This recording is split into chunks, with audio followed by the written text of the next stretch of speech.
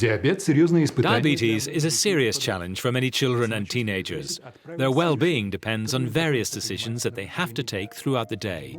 Can electronic games be of any help?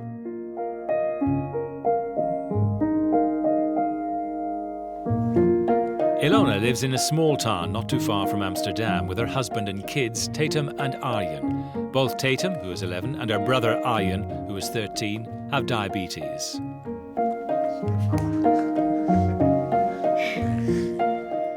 The school is half an hour away by bike, so every morning my children need to think what they're going to eat during the day and how much insulin is needed. They need to keep that in mind throughout the day to come back home safely without getting low blood sugar somewhere on the way.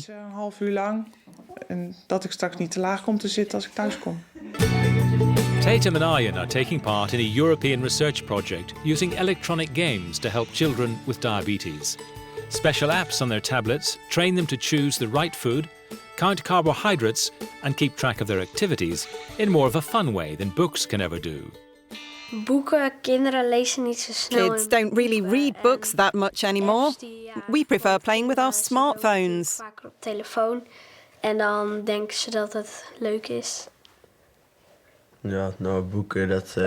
Yeah, books are a bit boring. Tablets are much more fun. The research involves 3 hospitals and 2 diabetes organisations in Italy and in the Netherlands. On their clinical visits, kids can play with a robot programmed to be not just a trainer, but a friend. It plays like a human, occasionally making mistakes which kids can correct.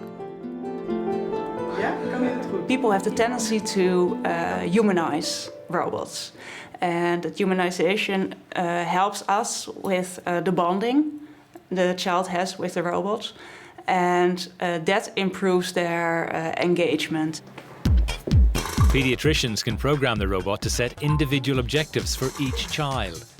Researchers notice that kids who have an electronic pal like this are happier to come back for their regular checkups. Kids love this robot. Children don't usually like going to the clinic. They prefer funnier things to do, like playing with their friends. But this robot makes them want to come. They take selfies with the robot and show their friends that diabetes is not just a burden. In this quiz game, the robot offers the kid a choice of actions in daily life situations, such as an invitation to a birthday party or a selection of dessert options. The player is supposed to make the healthiest choice. Next, the roles are switched, and now it's the robot who has to guess the right answer.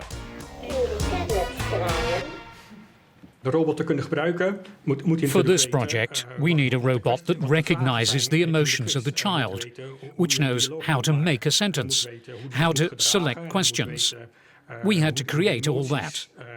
And the visualizations on the tablet that we've developed are very important.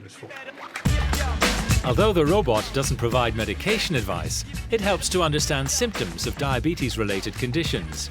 Researchers made sure the robot doesn't share kids' personal information with others. Of course, the very high hypos or hypers should be reported to the parents, but the child should be in control on what to share. Researchers are planning to get more children involved in this experiment and to develop a cloud-based network that will link robots and tablets, helping the electronic pals to learn and grow with the children.